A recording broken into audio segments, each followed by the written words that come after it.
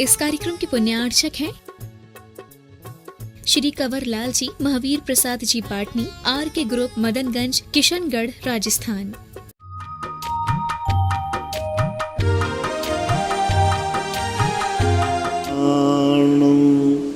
नमो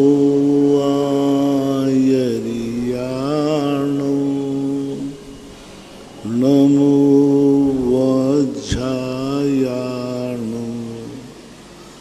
नमो लोये सर्वसाहूर्णम्। पंच परमेष्टि भगवान की जय।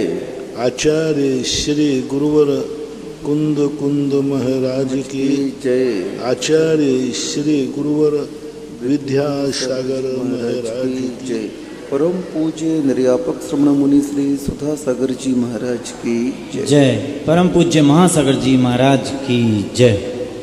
निर्मला जी जैन बड़ौत, गुरुवर नमोस्तु। महाराज जी, इनकी जिज्ञासा है कि तप कहते ही सभी का ध्यान कष्ट की ओर जाता है, वेदना की ओर जाता है कि तप करने में शरीर को क्लेश होता है, जबकि आत्मा को मुक्ति अपने उपयोग को अपने आप में लगाने से होती है, अपने परिणामों को शुद्ध करने से होती है। फिर ये तप आदि क्यों किए जाएं? तप का वास्तविक अर्थ है इच्छाओं का निरोध करना। और इच्छाएं, जब हम पर पदार्थ को ग्रहण करेंगे तो हमारी इच्छाएं बढ़ेंगी, और जब इच्छाएं बढ़ेंगी तो आत्म विशुद्धि नहीं बढ़ेगी। आज तक किसी व्यक्ति को खाते खाते केवल ज्ञान नहीं हुआ, क्योंकि पर पदार्थ को ग्रहण करने के बाद उसका संस्कार रहता है। तप में उपवास को महत्व क्यों दिया? भोजन करने के बाद क्यों नहीं तप हुआ? क्योंकि अन्न पर है, और पर वस्तु शरीर के अंदर जाएगी तो वो आत्मा के विशुद्ध परिणाम नहीं होने देगी, आत्मा के अंदर वो विशुद्धि नहीं आने देगी, क्योंकि वो जो पर वस्तु है वह नियम से हमारे परिणामों को विकृत करती है, आकुलित करती है। इसलिए, और जहाँ आत्मा रहती है उनका जिससे संबंध है उसको उपवास करना। पर पदार्थ को छोड़ने का नाम उपवास नहीं है, तप नहीं है। पर पदार्थों को छोड़ने का नाम त्याग है। तप वो कहलाता है जो वस्तु अंदर जाकर के खून, मज्जा, मांस आदि बनते हैं, ऐसी वस्तुओं को ग्रहण नहीं करना। क्योंकि जिन पर पदार्थों से मांस, मज्जा, वस्तु बनते हैं उन्हीं प्रदेशों पर आत्मा का प्रदेश रह रहा है, तो उसके कारण आत्मा के प्रदेशों पर विकृति आती है, आत्मा के ज्ञान में विकृति आती है। इसलिए आपने देखा बाहर के जितने तप हैं सब भोजन संबंधी है। अनशन, अमोदरी, व्रत परिसंख्यान, व्रत परिसंख्यान भी भोजन के लिए है। रस परित्याग, रस का संबंध भी भोजन है। काय क्लेश, तो ये जो बाह्य तप हैं इनके संबंध में मैंने बहुत चिंतन किया कि ये बाहर के बाहर तप जो हैं मात्र भोजन से संबंध क्यों रख रहे, शरीर से संबंध क्यों रख रहे। इच्छा निरोधो तप था तो कहते कि भाई धन की इच्छा मत करो, मकान की इच्छा मत करो, परिवार की इच्छा मत करो, ये बात तो समझ में आती है। नहीं, वो त्याग में आएगा। तप वो कहलाता है जहाँ आत्मा के प्रदेश है वहाँ का रहने वाला पुद्गल परमाणु।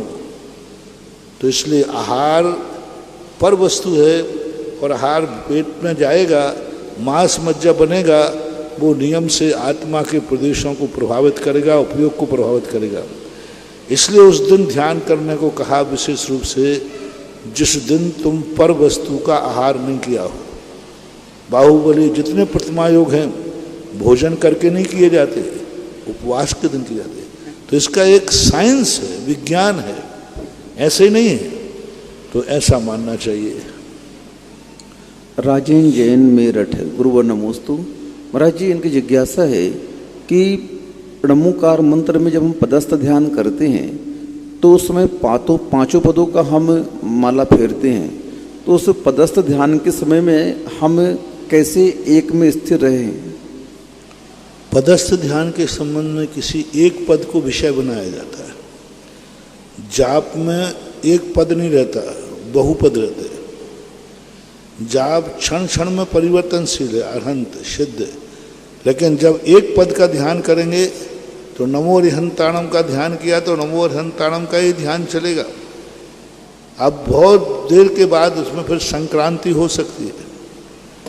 और जाप में स्थिरता नहीं रहती, जाप में परिवर्तन रहता, रनिंग रहती है। तो जाप में और ध्यान में अंतर है। पदस्थ ध्यान जाप को नहीं कह सकते, क्योंकि जाप में हमें तद्रूप भाव हो ऐसा कोई नियम नहीं। नाम लेना ही जाप है। उनके नमो अरिहंताणम कहना तद्रूप मेरे भाव हो ऐसा नहीं है। पदस्थ ध्यान में उस अरहंत पद को वह अपने ज्ञान का विषय बनाएगा, उसके अर्थ पे भी जाएगा, उन शब्दों पे भी जाएगा। तो जाप में और ध्यान में अंतर है। प्रासुक जैन फिरोजाबाद, गुरुवर नमोस्तु। महाराज जी कह रहे हैं कि जमीन जायदाद को छोड़ना महापुरुषों के बस की बात होती है। सामान्य व्यक्ति उन जमीन जायदादों को छोड़ नहीं पाता है, क्योंकि वह उसमें रक्त है। तो महाराज जी संसार अवस्था में हम लोग ये देखते हैं कि जब भाई हमारे जमीन जायदाद पर कब्जा करता है तो उस समय पीड़ा भी होती है, और बार बार वह अपने इरादों के माध्यम से और कब्जा करना चाहता है और सामने वाले भाई को परेशान करना चाहता है। तो इस समय हम लोग क्या करें? परसों का, कल का और आज का 3 प्रवचन सुन लो। वो यही कह रहे हैं महाराज जी कि महापुरुष तो छोड़ सकते हैं, अब हम लोग ग्रह संसार में कैसे छोड़ें इस चीज़ों को? महापुरुष बनना है तुम्हें। वो अतीत के महापुरुष थे, तुम भावी महापुरुष बनो ना। महापुरुष के लिए बड़ों के ही काम है, ऐसा कहते कहते हम सदा छोटे ही बने रहेंगे क्या? यदि अपन ये कहें कि ये केवल ज्ञान प्राप्त करना तो बड़े महाराजों का काम है, तो क्या हम सदा यहीं बने रहेंगे? अरे बड़ों के पास हम इसलिए जाते हैं कि मुझे भी एक दिन बड़ा बनना है। बंदे तद्गुण लब्धे, भगवान की भक्ति करने हम इसलिए जा रहे हैं कि मुझे भगवान बनना है। अरे कहते रहे कि नहीं भैया ये तो महापुरुषों का काम है। उन्होंने ऐसे काम किए हैं, सो महापुरुष बने हैं कि वे महापुरुष थे इसलिए ऐसे काम किए हैं। एक बार क्लिंटन ने कहा कि यहाँ के रोड बहुत पुअर हैं, बहुत गंदे हैं, हमारे अमेरिका के रोड देखो। तो एक व्यक्ति ने कहा कि साहब आपके पास पैसा है, पैसा बोल रहा है, पैसा आपके पास पैसे ज़्यादा हैं इसलिए रोड वहाँ के अच्छे हैं। क्या क्लिंटन ने जवाब दिया? बोले यही तुम्हारी मूर्खता है। भारत की सबसे बड़ी कमी है कि अपने आप को गरीब मानता है, और जो अपने आप को गरीब मानता है वो कभी अमीर हो ही नहीं सकता। उन्होंने कहा नहीं, वहाँ पैसा है इसलिए रोड अच्छे नहीं हैं, रोड अच्छे हैं इसलिए पैसा है। पैसा है सो दान नहीं देते हैं। दान की बात को माना, जिनके पास पैसा है वो दान देते नहीं, झूठ बोल रहे हो। पैसा है इसलिए दान नहीं देते हैं, दान दिया है सो पैसा है। इसके घर में महाराज भंडारा भरा है इसलिए अच्छा बीज बो रहा है। अरे भाई अच्छा बीज बोया था सो भरा है। तो ऐसी बात नहीं, हम महान कार्य करेंगे हम भी महापुरुष करेंगे। महान कार्य है, महान पुरुष हैं इसलिए महान कार्य है नहीं, महान कार्य हैं इसलिए महापुरुष हैं। हम शुरू करें। अभी 3 दिन के प्रवचन आप सुनोगे। स्पष्ट अन्याय था रामचंद्र जी के साथ, स्पष्ट अन्याय, लेकिन उन्होंने नकार दिया। पांडवों के साथ सबके साथ नकार दिया। तो ये महापुरुष के अंदर पांडवों ने जो किया प्रशंसनीय नहीं हुआ, निंदा है। महाभारत की कोई प्रशंसा नहीं है, उनको आदर्श नहीं माना गया। छोड़ सकते थे, कहते ठीक है नहीं दे रहा है, दुर्योधन नहीं दे रहा है, मैं जंगल में चला जाऊंगा। रामचंद्र जी ने कहा पद्म पुराण में, कोई बात नहीं, माता कौशल्या कहते हैं कि यदि माता कैकेयी का भाव हुआ है कि राजगद्दी पर भरत बैठे तो वो मेरा भाई है, क्या फर्क पड़ता है? मैं बैठूं या मेरा भाई बैठे, क्या फर्क पड़ता है माँ? एक से दो राज्य होंगे, अच्छा है। मैं दक्षिण में जाकर के राज्य की स्थापना करूंगा और माता तुम्हें लेने आऊंगा, अच्छा ही हुआ, अपने दो राज्य होंगे एक राज्य की अपेक्षा। लेकिन राज्य का बंटवारा नहीं होगा।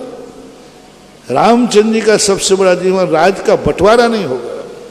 चलो रामचंद्र जी महापुरुष थे, तुम जितने बहाने बनाओगे मेरे पास सब रास्ते हैं। रामचंद्र जी महापुरुष थे, शत्रुघ्न तो महापुरुष नहीं था। शत्रुघ्न तो महापुरुष नहीं था। जब रामचंद्र जी ने प्रस्ताव किया कि शत्रुघ्न को, भरत को इस अयोध्या के 4 भाग किए जाएं, तब शत्रुघ्न ने कहा भैया पिता की संपत्ति का बंटवारा नहीं होगा। पिता की संपत्ति का बंटवारा नहीं होगा। पिता ने संपत्ति जो अयोध्या का राज्य पीढ़ी दर पीढ़ी से चला आ रहा है, इसका बंटवारा नहीं होगा। मैं इसको बंटने नहीं दूंगा, ये अखंड रहेगी। और अयोध्या के राज पर राजा राम बैठेंगे, भैया बैठेगा, बता दिया। तो फिर तुम क्या करोगे? आप और कहीं मेरा राज्य, अयोध्या नहीं बंटने दूंगा। शत्रुघ्न ने जाकर के मथुरा के राजा को जीता और मथुरा में जाकर के राज्य गद्दी की स्थापना की, लेकिन अपने पिता की संपत्ति के टुकड़े नहीं होने दिए। ये तो महापुरुष नहीं थे, ये तो सामान्य भाई थे। तो ऐसी बात नहीं, ये सोच है, बहुत छोटे सोच हैं। भाई की तरह से जन्मते हैं, दुश्मन की तरह मरते हैं। ये मानवों का काम नहीं, दानवों का काम है, पशुओं का काम है। 2 पशु जन्मते हैं एक साथ और लड़ते हैं, मरते हैं विपरीत होकर के। इसके लिए तो आपको कहीं ना कहीं कोई समझौता करने की जरूरत ही नहीं, बलिदान करना है एक दूसरे को, ऐसा। पुष्पा टोंगिया, इंदौर। गुरुवर नमोस्तु। महाराज जी पूछ रहे हैं कि नंद्यावर्त महल और नंद्यावर्त दोनों अलग अलग हैं कि एक हैं? नंद्यावर्त महल और नंद्यावर्त। नंद्यावर्त एक मांगलिक शब्द है, तो नंद्यावर्त महल अलग है। उसकी रचना नंद्यावर्त के आकार की गई थी। इसलिए तीर्थंकरों के महल को प्रायः नंद्यावर्त ही कहते हैं, क्योंकि जो अमर अविनाशी पद को पाने के लिए चले और जिनका महल बनाया गया वो महल को भूकंप से, जब तक तीर्थंकर घर में रहते हैं उसमें कोई भी क्षति नहीं होती, उस महल को नंद्यावर्त भी कहते हैं। महावीर स्वामी के महल को नंद्यावर्त नाम से संबोधन किया गया है। डॉक्टर मगन जैन, चंदा जैन, आष्टा। गुरुवर नमोस्तु। महाराज जी इनकी जिज्ञासा है कि जीव के परिणाम में जो क्रूर भाव आते हैं वह लेस्या के कारण आते हैं या कसाय के कारण आते हैं? जीवों में जो क्रूर परिणाम आते हैं, क्रूर परिणाम जो आते हैं जीवों के अंदर में, वो लेस्या से आते हैं कि कसाय से आते हैं? कसाय से। लेस्या तो फल है, कसाय कारण है। कसाय और कसाय के साथ योग, ये दोनों प्रद हैं। कसाय अनुरंजित योग प्रवृत्ति इति लेस्या। पूज्यपाद जीवकांडकार नेमिचंद कहते हैं लिस्यते इति लेस्या। जो लेस करती है, जो चिपकाती है, उसको लेस्या कहते हैं। तो कसाय पहले आती है, लेस्या उसका फल है। निर्मल जैन, कोल माता। गुरुवर नमोस्तु। महाराज जी पूछ रहे हैं कि नंदीश्वर में जो जिनबिंब होते हैं वे पाषाण के होते हैं, धातुओं के होते हैं अथवा रत्नों के होते हैं? रत्नमयी कहा है। नंदीश्वर भक्ति में पूज्यपाद स्वामी ने और अकलंक स्वामी महाराज ने श्री राजवार्ते के अंदर उन मूर्तियों को रत्नमयी बताया, नाना प्रकार के रत्नों से कर।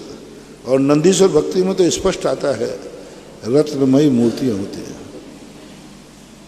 संजय, अजमेरा, औरंगाबाद, महाराष्ट्र। गुरुवर नमोस्तु। महाराज जी की जिज्ञासा है कि जब हम मंदिर जाते हैं तो उस समय मानस्तंभ के दर्शन पहले करना चाहिए कि लौटते समय करना चाहिए? पहले करना चाहिए, क्योंकि मानस्तंभ का दर्शन करने के बाद हमारा मन विशुद्ध हो जाता है, हमारा मन तैयार हो जाता है कि हम एक महाशक्ति के पास जा रहे हैं। तो मानस्तंभ का दर्शन पहले होना चाहिए कायदा से। राजेंद्र जैन मेरठ, गुरुवर नमोस्तु। महाराज जी ये पूछ रहे हैं कि अभिषेक के बाद हम लोग अर्घ चढ़ा देते हैं, तो वह अर्घ चढ़ाना हमारे आवश्यक पूरे हो जाना माना जाएगा कि पूजन करना आवश्यक है उस समय? अभिषेक के बाद जो अर्घ चढ़ता है वो नहीं, वो अभिषेक तो आभार का अर्घ है, पूजा नहीं है वो। अभिषेक के समय 2 अर्घ चढ़ते हैं। पहला अर्घ चढ़ता है जब अभिषेक करने के पहले, वो एक आज्ञा मानना है, वो भगवान के प्रति अपनी आज्ञा मानना कि हे प्रभु मैं आपका अभिषेक करना चाहता हूँ। तो महापुरुषों से जब आज्ञा ली जाती है तो अर्घ चढ़ाते हैं। और अंत का प्रयोग जो है आभार का है कि हे प्रभु हम आपके बहुत आभारी हैं। अभिषेकांते विश्वादि वीरांतेभ्यो अर्घम नृपामति। अभिषेकांते शब्द है, पूजा नहीं है। अभिषेकांते का अर्थ अभिषेक के बाद मैं आपका आभार मानता हूं कि आपने मुझे अभिषेक करके गंधोदक दिया। इसके बाद फिर जो अर्घ चढ़ेंगे वे पूजा के अंतर्गत आएंगे। पूजा का अर्घ, आभार का अर्घ, अनुमति के अर्घ, ये तीनों अर्घों में से 2 अर्घ पूजा नहीं है। तीसरा अर्घ फिर आप चढ़ाओगे अनर्घपद प्राप्त है अर्घम नृपामते। अब देखना वहाँ बहुत अच्छा शब्द है, विश्वाधि वीरांतेभ्यो अभिषेकांते। शब्द देखना, अभिषेकांते विश्वादि वीरांतेभ्यो अर्घम नृपामति। अब यहाँ अनर्घपद प्राप्त है नहीं कहा, यहाँ पर अनर्घपद प्राप्त है शब्द का प्रयोग नहीं किया। अभिषेकांते विश्वादि वीरांतेभ्यो अर्घम नृपामति। अब पूजा कब मानी जाएगी? ऋषभदेव की मानो ऋषभा 24 तीर्थंकर के लोग विश्वादि वीरांतेभ्यो अनर्घपद प्राप्त अर्घम नृपामति। अब अपनी अनर्घपद प्राप्त जन्म जरा मृत्यु के नाश के लिए आदि के लिए जब किया जाए तब वो पूजा के अंतर्गत आता है। लेकिन अभिषेक के समय ये 2 अर्घ पूजा नहीं है, विधि है। तो महाराज जी जो 6 आवश्यक श्रावक के कहे गए हैं देव पूजा, तो इसमें देव पूजा नाम का जो पहला आवश्यक है वो पूरा नहीं माना जाएगा इस समय? पूज्यवर यति विश्व आचार्य महाराज ने त्रिलोय परिणति के अंदर अभिषेक को पूजा का आद्य अंग कहा है, उत्तमांग कहा है, आद्य अंग है। इसलिए पूजा का एक अंग अभिषेक है, उसी के अंतर्गत उसको ले लेना चाहिए। लेकिन वो पूजा नहीं है, पूजा का एक अंग है।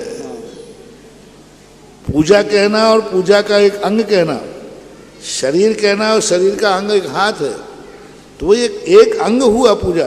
पूजा समूची मानी जाती है। जैसे तुम जैसे तुम वो पूजा के 5 अंग अलग हैं, उनमें अभिषेक नहीं लिया। उनमें पूजा के अंग जो 5 बताए हैं, एक श्रावकाचार्य है वो पंडित माधव का है, उन्होंने 5 अंग पूजाओं के लिखे हैं। स्थापना, सन्निधिकरण, पूजा और उसका अर्घ, विसर्जन और शांति पाठ, ऐसे उन्होंने 5 अंग करके एक पंडित ने। लेकिन यहाँ जो व्यवस्था बना रहा हूँ, पूजा का अंग वहीं से शुरू हो गया जब तुम मंदिर में पहुँच करके तुमने नमोस्तु किया। लेकिन वो पूजा नहीं है, पूजा का एक अंग है, विधि कहलाती है, इसलिए ऐसा माना है। मुकेश जैन, इंदौर, गुरुवर नमोस्तु। महाराज जी पूछ रहे हैं कि जब बालक को 45वें दिन मंदिर ले जाते हैं तो उस समय हमें उस बालक के ऊपर क्या संस्कार करना चाहिए? बालक को मंदिर होकर के सबसे पहले गंधोदक, और कुछ भी ज़्यादा नहीं कर सकते हैं तो मंगलाष्टक पढ़ के उसके पास से साक्षात क्षेपण कर देना चाहिए। उसके ऊपर से साक्षात का क्षेपण करके कुर्वन्तु ते मंगलम, जो मंगलाष्टक है वो पढ़ लेना चाहिए। उसको नमोकार मंत्र, चत्तारी, दंडक आदि सुनाना चाहिए। फिर आपकी जैसी सुविधा हो वैसी करना। महेंद्र जैन, पत्रकार, इंदौर, गुरुवर नमोस्तु। महाराज जी इनकी जिज्ञासा है कि सकल परमात्मा और निकल परमात्मा में क्या अंतर है? नाम ही बता रहा है। सकल यानी सड़क वाला सा है, और निकल यानी संपूर्ण। सकल यानी एक प्रकार के होते हैं कि एक देश सभी परमात्मा है, पूर्ण परमात्मा नहीं है। और निकल परमात्मा यानी सब प्रकार के अशुभ कर्मों से दूर हो गए, घातिया कर्मों से दूर हो गए। ये सकल निकल परमात्मा की संज्ञा बहुत अर्वाचीन है। लगभग 16वीं शताब्दी के बाद परमात्मा को सकल निकल परमात्मा की संज्ञा दी गई। मूल आचार्यों ने सकल निकल परमात्मा का ऐसा कोई भेद नहीं किया। श्रीमती नीलम जैन वृत्ति श्रावका अमर पाटन गुरुवर नमोस्तु। महाराज जी पूछ रहे हैं कि जब हम लोगों को जिन दर्शन नहीं मिलता, पूजन पाठ करने नहीं मिलता है, तो उस समय मन में बहुत संक्लेश होता है, तो उस समय हम ऐसे कैसे परिणाम करें कि संक्लेश भी ना हो और हमारी निर्जरा चलती रहे? शुभ कार्य छूटने पर संक्लेश होना भी शुभ है, इसलिए मैं उसको मना नहीं कर सकता। एक बार आचार्य से बैठे हुए थे, एक महाराज का अंतराय हो गया। एक लोग आए, महाराज जी बहुत रो रहे थे, अंतराय हो गया। तो एक पंडित जी बैठे थे, उन्होंने कहा भाई जी क्यों रो रही है, आर्त ध्यान क्यों कर रही है? अरे अपने ही कर्म का उदय, महाराज के भी कर्म का उदय था तभी तो अंतराय आया, तो आर्त ध्यान क्यों कर रही है? तब आचार्य जी ने कहा यही रोना ही इसका धर्म ध्यान है। और इसी से इनके जो भाव, उनको ग्लानि भाव आया, अंतर के भाव आया कि देखो मैंने कौन से पाप किए जो महाराज का अंतराय आ गया। तो धर्म कार्य छोड़ने पर जो संक्लेश होता है वह संक्लेश आर रोध ध्यान नहीं माना जाता। एक सीमा और मर्यादा तक खेद होना प्रतिक्रमण क्या है? संक्लेश की बात करते हो, अंतो डज्झामी, क्या बात कही पूज्यपाद स्वामी ने। प्रायश्चित क्या है? जो अंतो डज्झामी, अंदर अंदर जल रहा है। डज्झामी का अर्थ क्या होता है? अंदर जल रहा है, धर्म कार्य छूट गया, धर्म में दोष लग गया, प्रमाद हो गया, अंतो डज्झामी, अंदर ही अंदर जल रहा है। यही उसका प्रतिक्रमण है। पूरे प्रतिक्रमण में यही बात आती है कि अपने अपराध के कारण से, अपने कोई भूल के कारण से, धर्म आदि छूट जाने से वो अंदर अंदर जो पश्चाताप कर रहा है उसको तप कहा, धर्म कहा, निर्जरा का कारण कहा। प्रवीण जी जैन जस्सू जी का खेड़ा चमलेश्वर गुरुवर नमोस्तु। महाराज जी इनकी जिज्ञासा है कि आशा और विश्वास कभी गलत नहीं होते हैं, तो हम किन से आशा करें और किन पर विश्वास करें कि हमारी जिंदगी में कभी हमें धोखा ना हो? आशा वही करना चाहिए जिन पर विश्वास हो, और विश्वास उसी पे करना चाहिए जिससे कोई आशा हो। व्यर्थ की आशा करने से कोई मतलब नहीं। और आशा हमें अपनी योग्यता अनुसार करना चाहिए। हम जिन चीज़ों की आशा रख रहे हैं, क्या उसकी योग्यता तुम्हारे में है? हम भगवान बनने की आशा रख रहे हैं, छायक समय दर्शन की, लेकिन हमें सोचना चाहिए कि पंचम काल में वैसी योग्यता ही नहीं। तो द्रव्य क्षेत्र काल भाव को लेकर के, और सीधी बात, आशा उनसे रखो जिनके पास कुछ हो। जो स्वयं के पास कुछ है तो आशा है, और विश्वास उन पे करो जो अपने आप में कभी विश्वासघात न करें, जिनके अपने जीवन में कई बार परीक्षा की जाती है, कई बार देखा जाता है। प्रतिकूल होकर के देख लो। कभी कभी क्या होता है, व्यक्ति वैसे मुंह मीठी बहुत बातें करता है, बहुत मीठी बहुत बातें करता है, लेकिन थोड़ा कभी कभी प्रैक्टिकल करो। प्रैक्टिकल करते ही पता चल जाएगा कि इनका विश्वास करने लायक है या नहीं है। नीता निर्मल जैन अशोक नगर गुरुवर नमोस्तु। महाराज जी इनकी जिज्ञासा है कि जो श्रुत केवली होते हैं, क्या उनका भाव निश्चित हो जाता है कि इतने भाव में उन्हें मोक्ष जाना है? नहीं, शुद्ध केवली भी अर्धपुद्गल परावर्तन काल तक संसार में भटक सकते हैं। असंख्यात 24 काल तक वह संसार में रह सकते हैं। इतना निश्चित है कि उनको मोक्ष होगा। और अंतिम अधिकतम काल अर्धपुद्गल परावर्तन काल दिया गया है, लेकिन उससे कम का कोई नियत नहीं है। एक उसी भाव में भी जा सकते हैं, नहीं जाएं तो अर्धपुद्गल परावर्तन काल के बाद, लेकिन जाएंगे पक्का है।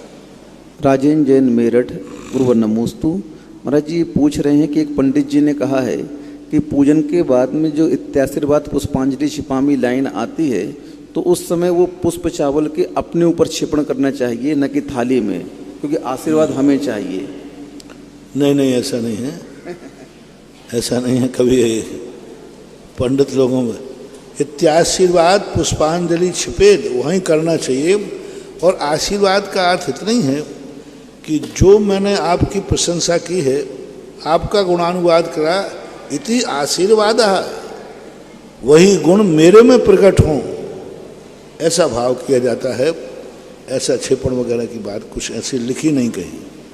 वीतरागी जैन धर्म से युवाओं को संस्कारित कर नव इतिहास सर्जन करता, आगम के प्रणेता, उत्तम चर्या धारक, तीर्थ जीर्णोद्धारक, निर्यापक श्रमण, मुनि पुंगव श्री सुधा सागर जी महाराज सत्संग के पवित्र पावन चरणों में जिज्ञासा समाधान वाले देश विदेश के सभी भक्तों की ओर से तिरकाल बार नमोस्तु, नमोस्तु भगवन, नमोस्तु भगवन।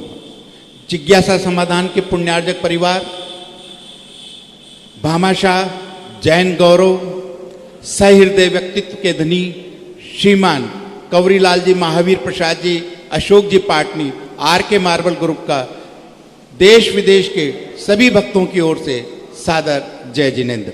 प्रथम जिज्ञासा के लिए हम आमंत्रित कर रहे हैं जयदीप जैन, तैयार रहेंगे। ब्रह्मचारी बहन अर्चना दीदी।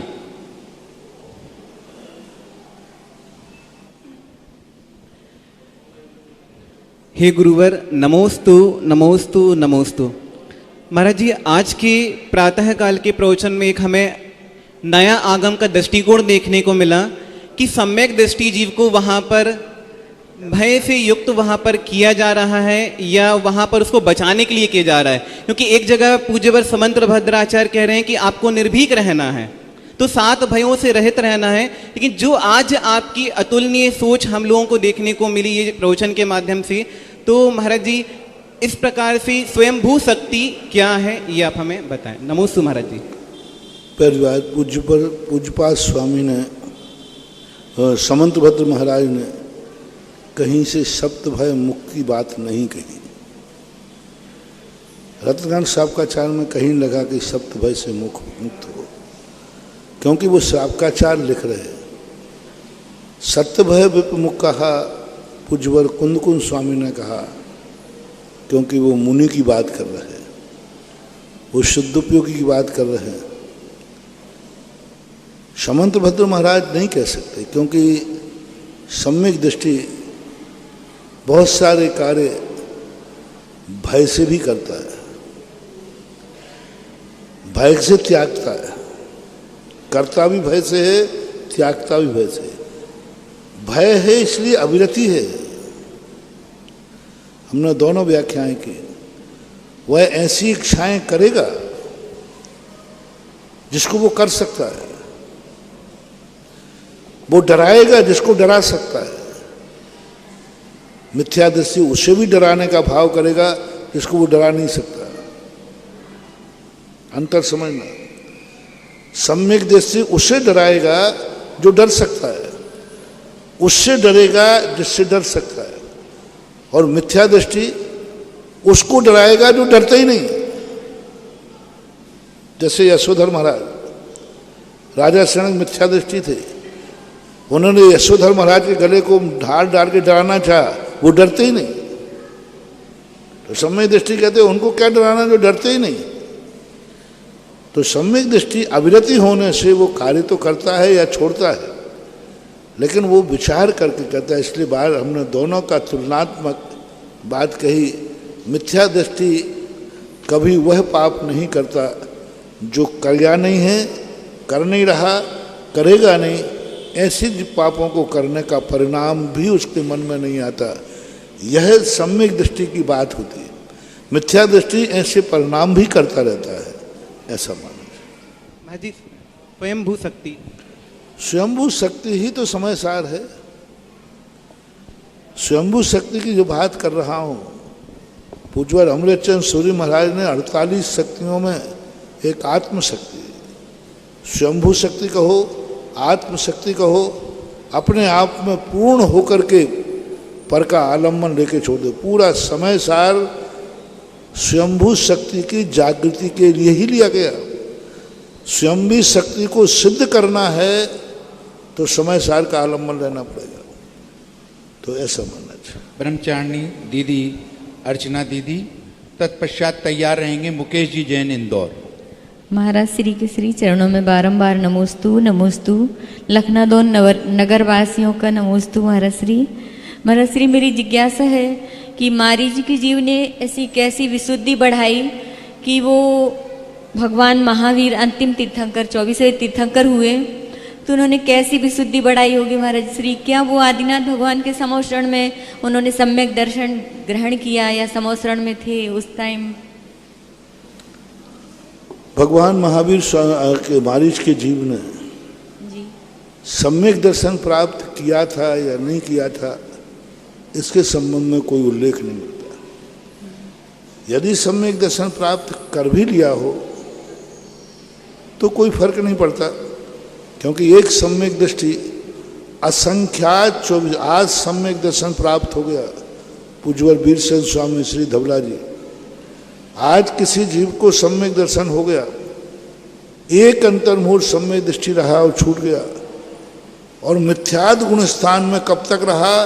असंख्यात 24 ही निकल गई जी, असंख्यात 24, तब तक वो मिथ्याद गुण स्थान में बना रह सकता है। तो हुआ है या नहीं हुआ, इसका कोई उल्लेख नहीं। ये निश्चित है कि वह ऋषभदेव के साथ दीक्षित हुआ था। 4000 साधुओं में वह भी था, और उसके बाद जाकर के वह उसकी जो भ्रष्टता बनी तो उसकी मारीच ने विशुद्धि नहीं, बाद में तो इतना अविशुद्ध होता रहा जो तीर्थंकर के विरोध में जा रहा है, तीर्थंकर पर लांछन लगा रहा है, तीर्थंकर पर दोष दे रहा है, तीर्थंकर को पाखंडी कह रहा है, तीर्थंकर के प्रति अविश्वास कर रहा है। उसकी विशुद्धि कहाँ हो सकती? उसी अविशुद्ध परिणाम के कारण तो 8 करोड़ बार तो गधा बना है मारीच का जी। महावीर तो बाद में बना, पहले गधा बना है। 8 करोड़ बार, 60,000 बार तो वह कौआ की पर्याय में गया। ऐसी निकृष्ट पर्यायों में जन्म हुआ। वो परिणाम तो जो सुधरे हैं तो मारीच के नहीं सुधरे, शेर के सुधरे, शेर की पर्याय में सुधरे। जब वही जीव शेर की पर्याय में गया, तब से उसके विशुद्ध परिणाम हुए, तो विशुद्ध ही होते गए। और कौन से संबोधन से हुए? जब हिरण को मार के खा रहा है, तब दो मुनिराज कहते हैं, हो भावी तीर्थंकर। पापी नहीं कहा, हे पापी या क्या कर रहा है? तो शायद शेर यही कहता, पापी को जो करना चाहिए था वही तो कर रहा हूं। पापी को यदि हम पापी कहें, हे पापी तू क्या कर रहा है, तो वो समझदार होगा तो वही कहेगा, महाराज जी जो पापी को करना चाहिए वही तो कर रहा हूं। क्या संबोधन किया? हो भव्य आत्मा, हो भावी तीर्थंकर, ये क्या कर रहे हो? शेर स्पंदित हो गया। मुझ जैसे पापी को तीर्थंकर कौन कह रहा है? मुझ जैसे पापी को कौन कह रहा है तीर्थंकर? उनकी वर्णनाओं ने स्पंदित कर दिया, और स्तब्ध होकर के देखता है, उसकी विशुद्धि परिणाम बढ़ जाते हैं। मुकेश जैन इंदौर, तत्पश्चात तैयार रहेंगे श्रीमती अंकिता चतुर्वेदी, संत सुधा सागर पब्लिक स्कूल प्राचार्य। मुकेश जैन। नमस्तु महाराज जी, नमस्तु महाराज जी, नमस्तु महाराज जी। महाराज जी मेरा प्रश्न ये है, मैं अभी क्या विदिशा गया था, सारे महाराज जियों ने नमस्तु बोली है, छोटों ने, और वहाँ पे भी गया था भोपाल, उनने भी नमस्तु बोली है। नमस्तु महाराज जी, नमस्तु महाराज जी, नमस्तु। मेरा प्रश्न ये है महाराज जी, इतना पुण्य किसमें होता है कि जो सारे यहाँ का वो क्या स्थापना देख पाते हैं और स्थापना के दिन महाराज जियों के दर्शन कर पाते हैं पूरे? क्या पूछना चाह रहे हैं? महाराज जी ऐसा पुण्य कैसा है इंसान का जिस अच्छा दिन पुण्य, स्थापना बढ़िया के है। दिन पुण्य सारे नहीं, सब समझ गए, लोगों पुण्य नहीं होता है, अपने अंतरंग की भावना होती है, उन भावनाओं के परिणाम होता है। ऐसा कोई पुण्य नहीं है जिस पुण्य से गुरुओं के दर्शन करने का भाव आवे। अपने आत्मा का प्रसाद है, विशुद्धि भाव है। श्रीमती अंकिता चतुर्वेदी, प्रिंसिपल संत सुधा सागर पब्लिक स्कूल चांदखेड़ी। तत्पश्चात तैयार रहेंगे ताराचंद जी साथ सारोला। महाराज जी के, गुरु जी के चरणों में शत शत बार नमोस्तु।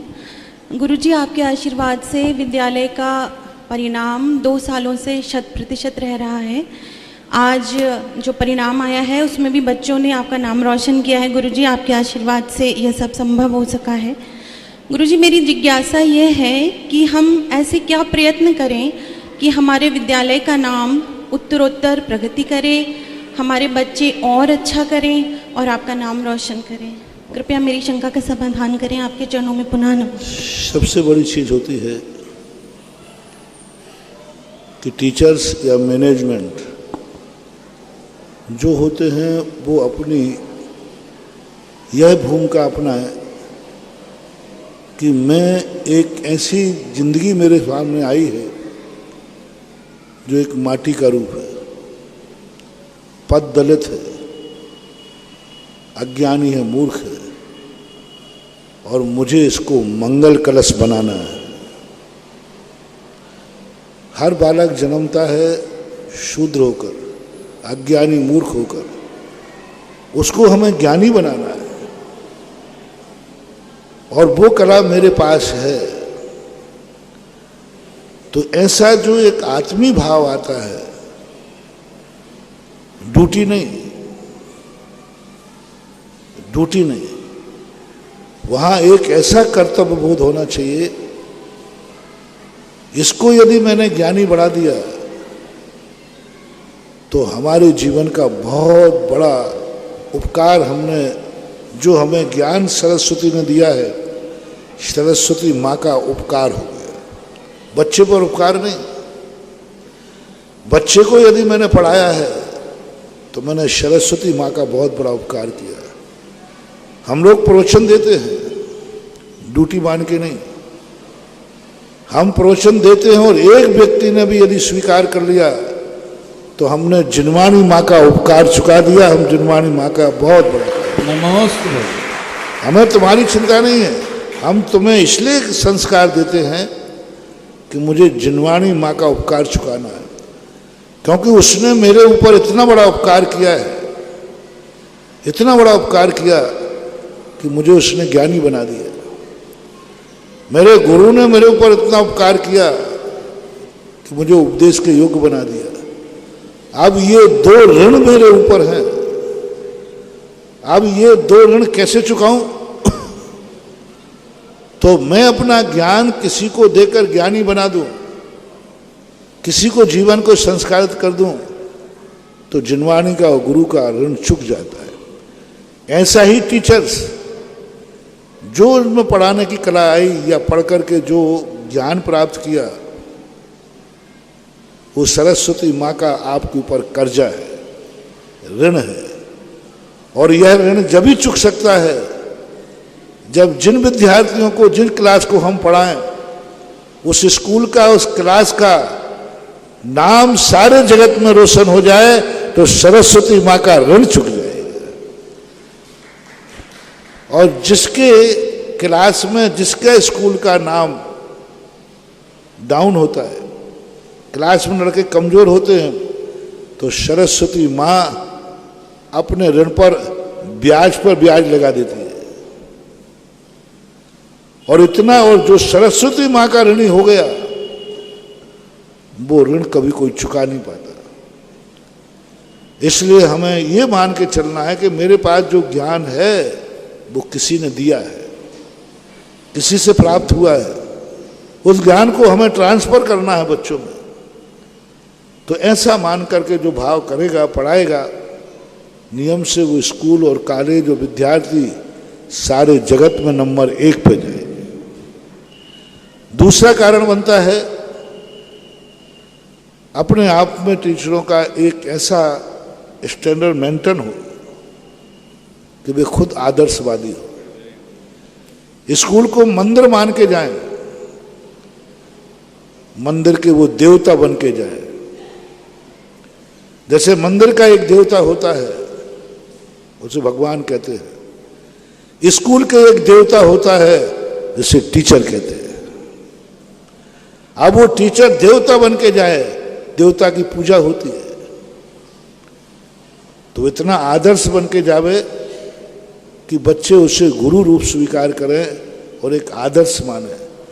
पढ़ाते समय, स्कूल में जाते समय टीचर को ये मन में भाव आ जाए कि मैं एक मंदिर का देवता बन के जा रहा हूं, मंदिर की एक देवी बन के जा रही हूं।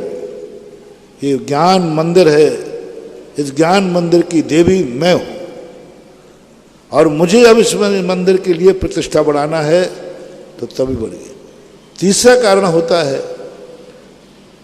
कि स्कूल का जो बार बार शिकायत सुनने की आदत, शौक, शिकायत सुनने की आदत, प्रिंसिपल हैं आप, तो आपको सबसे बड़ा शौक होना चाहिए, जो लोग मेरी जितनी ज़्यादा शिकायत करेंगे उसको सुनने का एक रौब हो, शौक हो। हमारी बुराई करो, हर महीने अपने टीचरों की मीटिंग लो, आप मेरी बुराई बताइए। फिर दूसरा शौक होता है टीचर्स का कि विद्यार्थियों को खुली छूट दें, उनको दबाए नहीं, उनको डांटे नहीं। जो बुराई करेगा उसको हम पनिशमेंट देंगे नहीं, खुशी होंगे। हर महीने विद्यार्थियों के संबंध में उनको शिकायत करने का मौका दो, लिखो शिकायत क्या करना, गाली देना है दो, जो कुछ देना है दो, लिखने दो उनको। और वो शिकायत करने का शौक यदि हमें आ गया, जो हर महीने अपने विद्यार्थियों से, हर महीने अपने टीचरों से शिकायत सुनेगा, उसकी संसार में कहीं शिकायत आएगी, क्योंकि एक महीने की शिकायत एक महीने निपट गई, साल भर का इकट्ठा कौन करे। अभी मैंने जब भिजोलिया था, लॉकडाउन नहीं था, वहाँ के सारे विद्यार्थी, 1200 विद्यार्थियों को मैंने ऐसी सभा में बैठा लाया और सारे टीचरों को अलग कर दिया।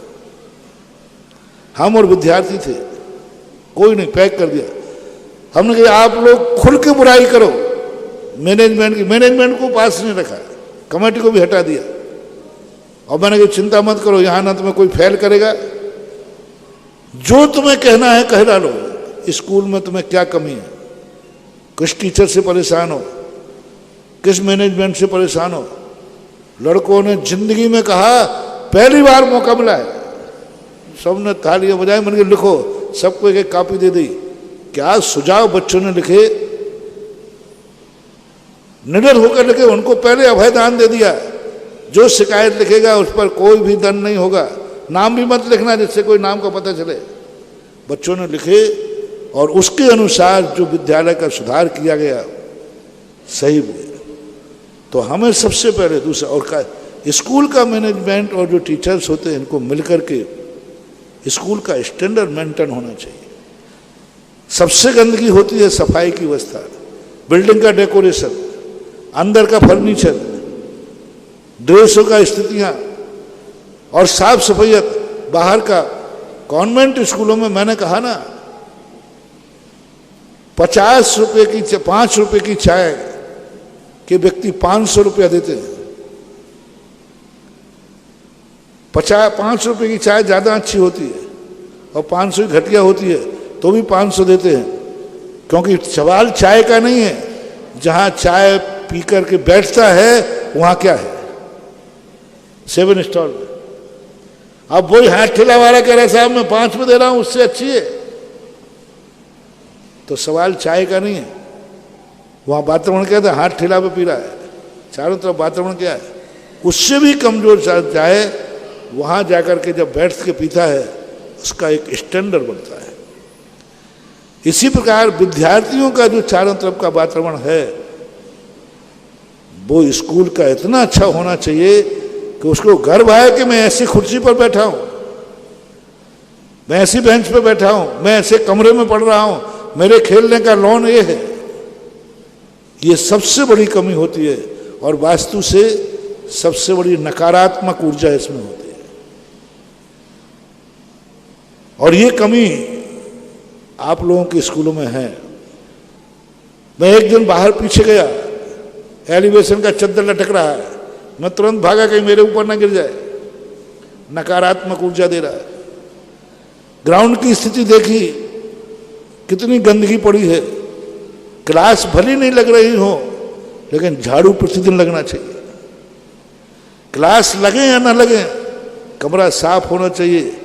विद्यार्थी भली वहां नहीं है लेकिन सरस्वती तो वहां है, विद्यालय तो है।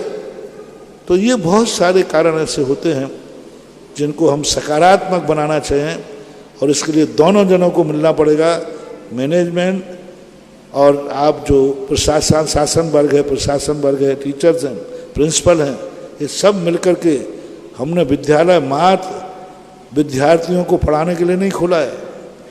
मैंने विद्यालय खोला है कि मेरा विद्यालय वो हो जिस विद्यालय के खुलने के बाद एक कॉन्वेंट स्कूल बंद होना चाहिए।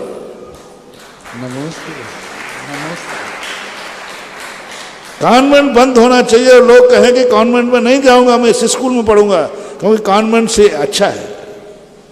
कंपटीशन के स्कूल तो सब जगह दुनिया में खुलते हैं, मेरे स्कूल कंपटीशन में आना चाहिए फर्स्ट। और जो उन विदेशी शक्तियों के स्कूलों को बंद कर दे तब मैं कहूँगा कि मेरा स्कूल हमारे देश का स्कूल है, भारतीय संस्कृति का स्कूल है, बनाना चाहिए। ऐसा अभी संतुष्ट नहीं हूँ मैं। नमस्ते भगवान। मेरे परम पूज्य निरापक मुनि श्री सुधा सागर जी महाराज के चरणों में सादर नमन। महाराज जी, मेरी जिज्ञासा है कि भगवान का तप कल्याण होने के बाद भी खेस लोच का वर्णन कहाँ तक मिलता है? तब कल्याण के बाद भी खेस लोच होती है क्या महाराज जी? केवल ज्ञान तक। तब कल्याण के बाद भी केस लोच होती है क्या? तो होती है क्या? तब कल्याण के बाद भी केस लोच का वर्णन मिलता है क्या? क्वेश्चन करते हैं ना, क्यों नहीं करते, बार बार करते। यदि ध्यान में बैठ जाए तो नहीं करते। जैसा कि अंकिता चतुर्वेदी प्रिंसिपल संत सुधा सागर पब्लिक स्कूल ने बताया, बहुत आज का जो 10वीं का रिजल्ट है हम लोगों का मस्तक शान से ऊंचा किया है। ऐसे स्कूल का मुनिश्री ने चौलेश्वर के अंदर आशीर्वाद दिया था और एक फंड की स्थापना की थी, ऋषभ देव ज्ञानवर्धक निधि। आपसे अनुरोध, जो भी महानुभाव संत सुधा सागर पब्लिक स्कूल के शिरोमणि संरक्षक बनना चाहते हैं, 11 कलश की राशि से पुण्य अर्जन कर सकते हैं। उनका नाम स्कूल के हर फोल्डर पर लिखा जाएगा और मैनेजमेंट का जो पार्ट है उसमें सबसे ऊपर नाम शिरोमणि संरक्षक का रहेगा। 11 कलश की राशि निर्धारित की गई है। उसके पश्चात परम संरक्षक जिनकी की राशि 5 कलश की निर्धारित की गई है। जो भी महानुभाव पुण्य अर्जन करना चाहे वो हम अवगत करा सकते हैं। इसी के साथ यहाँ पर बहुत ही भव्य चंद्रोदय तीर्थ क्षेत्र पर संत सुधा सागर अतिथि गृह का निर्माण हो रहा है। हमारी पूरी भावना है कमेटी की कि इसको बहुत ही व्यवस्थित और जो एक 5 स्टार कल्चर है उस रूप में ये संत सुधा सागर अतिथि गृह का निर्माण हो। आज एक कमरे का पुण्य अर्जन किया है 5 कलश की राशि से श्रीमान पदम सिंह जी जैन, पत्नी श्रीमती जैनमती जैन सपरिवार, RTDC station master RO Kandla, पुत्र श्री सुरेश चंद्र जी जैन, पत्नी स्वर्गीय श्रीमती मगनवती जैन, नरेंद्र कुमार जैन, पत्नी श्रीमती विमला जैन, पुत्र श्री मुकेश कुमार, दीपक कुमार, संदीप कुमार जैन, पुणे महाराष्ट्र। इसी के साथ में इस क्षेत्र पर मुनिश्री के आशीर्वाद से असीम कालीन भक्तामर विधान का भव्य आयोजन चल रहा है। जो भी महानुभाव पुण्य अर्जन करना चाहें 51,000 रुपए की राशि से उसका पुण्य अर्जन कर सकते हैं। आज हमारे पास में 2 नाम आए हैं विधान में, ब्रह्मचारी मुनि सुवर्तनाथ इंटरप्राइजेज दीदी हेमलता जैन, मुकेश सीमा जैन, शुभम जैन, युवराज जैन, ऋषभ जैन, राजमती जैन, इंदौर। इसी के साथ आज मुनिश्री को जिन्होंने आरदान का पुण्य अवसर प्राप्त किया, चौके के अंदर मुनिश्री के पाद प्रक्षालन कर गंधोदक धारण किया, ऐसे श्रीमती कंचनबाई धर्मपत्नी निर्मल कुमार जी मेहंदी वाले भानपुरा, निरंजन कुमार जी अनीता रामगंज मंडी ने आज असीम कालीन भक्तामर विधान का पुण्य अर्जन किया है। निवेदन अगली जिज्ञासा के लिए श्रीमती सोनल जैन। आपका 10th का रिजल्ट क्या रहा, क्या बताया उन्होंने? 10th का रिजल्ट महाराज जी आज 92, 94, 95% के बच्चे आज पास होके आए हैं। और पूरी क्लास की जो बच्चे हैं, प्रिंसिपल साहब आगे पधारे, जो है सारे के सारे लगभग फर्स्ट डिवीजन में, प्रथम डिवीजन के अंदर उत्तीर्ण हुए हैं। 100% आज का रिजल्ट रहा है महाराज जी 10वीं क्लास का। बस अब इसको जैसे एक बार आमा के अंदर उन्होंने जिले में नंबर फर्स्ट लिया था, पर अब ये और होना है कि चांदखेड़ी गांव का स्कूल बड़े बड़े शहरों को उन्होंने आमा के स्कूल में टोंक को पीछे किया, सबको पीछे करके और जिले में नंबर 1 प्राप्त किया था। ऐसे चाहे पास तो सब हो गए, अब जिले में नंबर टॉप करो तो वो एक आदर्शता और बन जाएगी। क्या बोल रहे हैं? गुरुजी, जो हाईएस्ट जिस बच्चे के मार्क्स आए हैं उसके 95% मार्क्स हैं, और इस बार सीबीएसई ने टैबुलेशन पॉलिसी अडॉप्ट कर ली थी, जिसके कारण हमें पिछले साल के मार्क्स को एवरेज मानकर मार्क्स देने पड़े। अदरवाइज़ मुझे ऐसा लग रहा था कि इस बार हमारे बच्चे बहुत अच्छे 98% मार्क्स ला सकते थे। और मैं कहना चाहूँगी कि जो आपने हमें अभी जो भी हमें आशीर्वाद दिए हैं, आशीर्वचन दिए हैं, मैं अपनी ओर से प्रयास करूँगी कि उनका अक्षर अक्षर पालन कर सकूँ। अच्छा, इस बार जनरल प्रमोशन से पास हुए थे, पिछले बार के मार्क थे, कोई बात नहीं, जैसा व्यवस्था है अच्छा है। सभी महानुभावों से निवेदन, जो भी पुण्य अर्जन करना चाहे वो कमेटी के ऊपर अपना नाम प्रेषित कर सकते हैं। उन फोन नंबर पे, बैंक अकाउंट नंबर यहाँ पर नजर आ रहे हैं डेस्क के। बैंक अकाउंट नंबर इधर है, श्रीमती सोनल जैन इंदौर, और उसके बाद में तैयार रहेंगे कनक जैन झांसी। नमोस्तु भगवान, नमोस्तु महाराज जी। जब कोई नियम लेने का हमको मन होए तो किसी चीज को ग्रहण करने का नियम लेना चाहिए कि किसी चीज को त्याग करने का नियम लेना चाहिए? जैसे पूजन पाठ का नियम पहले लेना चाहिए कि आलू प्याज छोड़ने का नियम पहले लेना चाहिए? कोई एक नियम लेना है अगर तो देखो, दोनों की विवक्षा है अलग अलग। कोई ऐसी चीज है जो स्वयं के लिए, परिवार के लिए, जाति धर्म के लिए हानिकारक है, तो सबसे पहले त्याग का नियम लेना चाहिए, क्योंकि त्याग मुख्य है।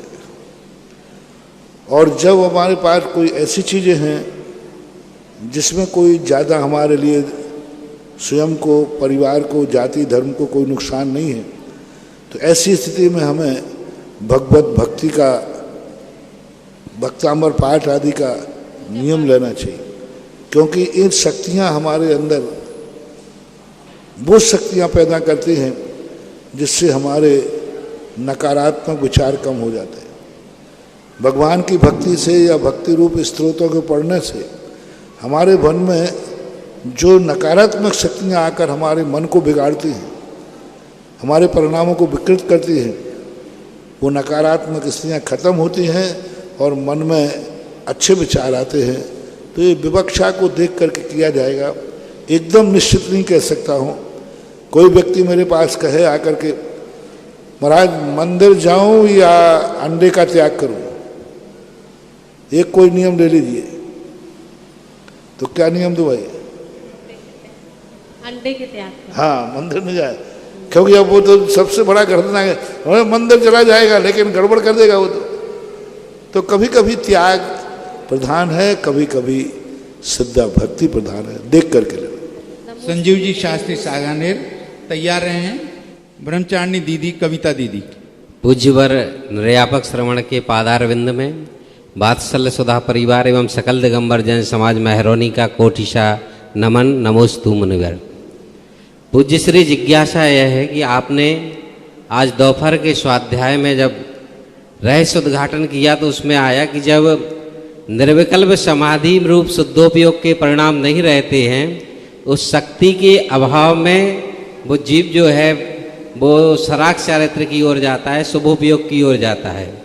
तो ये महावृत्ति के लिए ही पूरा कथन है टीकाकार पूज्यवर जयसेन स्वामी का। यहाँ गृहस्थ के लिए क्या संदेश है महाराज जी? गृहस्थ को तो शुद्ध का अवकाश ही नहीं है, तो वहाँ तो कोई विकल्प ही नहीं, क्योंकि उसको शुद्ध दशा का अवकाश ही नहीं। उसको तो अभी ऐसी कर्म की प्रकृति बैठी है सर्वघाती, जो आत्मा के विशुद्ध परिणाम का किंचित मात्र भी उत्पन्न नहीं देती। चारित्र मोहिनी की 3 प्रकृतियां हैं, अनंतानुबंधी, प्रत्याख्यान, अप्रत्याख्यान, जो उसके सारे विशुद्ध शुद्ध उपयोग परिणाम को पूर्णतः आवृत की है। तो गृहस्थ की तो सदा सरागचर्या ही होती है, सदा, क्योंकि वो कर्म का मारा हुआ है। ये जो सराग और वीतराग भेद हैं, ये मुनि में ही घटित होते हैं, गृहस्थों में नहीं, क्योंकि गृहस्थ तो सराग ही है। कनक जैन झांसी और तैयार रहेंगे ब्रह्मचारिणी कविता दीदी। नमस्ते महाराज जी।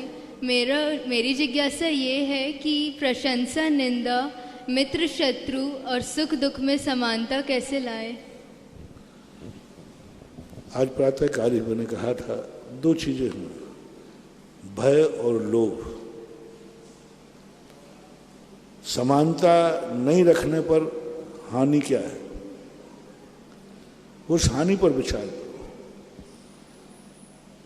मित्रता रखने पर लाभ क्या है, उस लाभ पर विचार करो।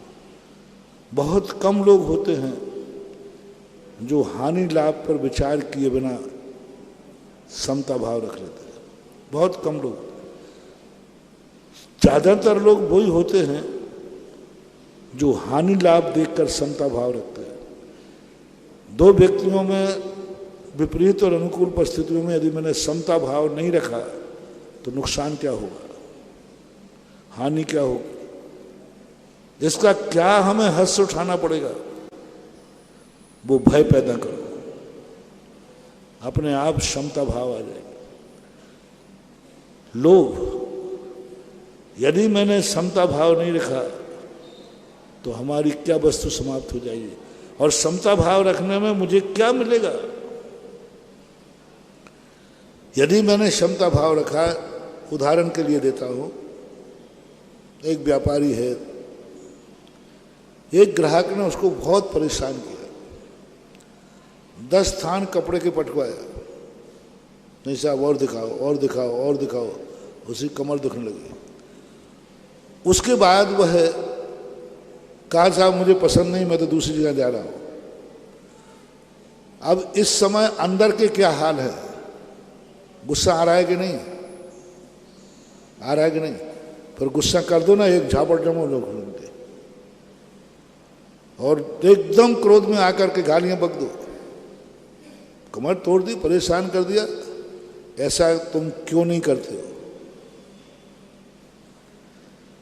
हर दुकानदार को जब ग्राहक माल नहीं लेता तो गुस्सा आता है, लेकिन वो गुस्सा करता नहीं है, दुकानदारी बिगड़ जाएगी। इतना परेशान करने के बाद भी उसने माल नहीं लिया और बाहर घूम के दोबारा आ गया और फिर से कहा कि वही माल फिर से दिखाइए। सही व्यापारी क्या करेगा, बोलो ना वकील साहब, क्या करेगा? हाउ दद्दा, हाँ भाई साहब, दिखा देगा। और फिर भी नहीं लिया तो साहब फिर लौट के आना, क्योंकि तुम्हें मालूम है कि यदि मैंने गुस्सा किया तो हानि और गुस्सा नहीं किया तो इससे लाभ है। तो एक व्यापारी को लोभ समता भाव ला देता है, एक व्यक्ति को भय से कारण से समता भाव आता है। इसलिए विषमता के दुष्परिणाम क्या हैं? हम झगड़ा करेंगे, राग द्वेष करेंगे, कसाय करेंगे तो इससे कितना नुकसान होगा, कितनी अशांति होगी, कितना वातावरण बिगड़ेगा। ये भय आत्मा में आना चाहिए तो क्षमता भाव आ जाता है। दीदी कविता दीदी।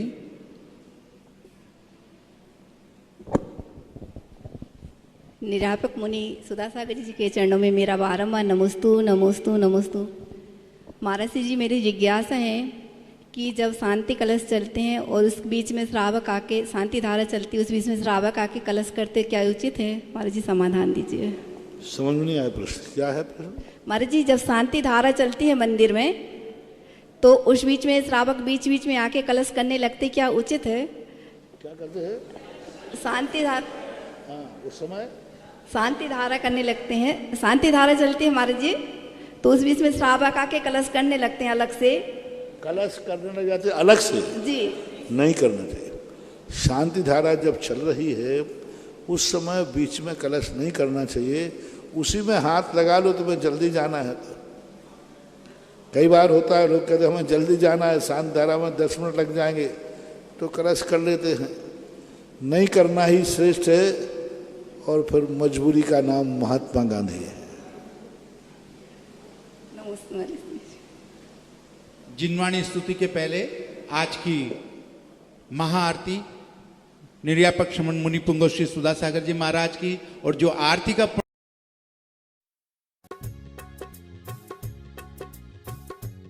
इस कार्यक्रम की पुण्यार्चक थे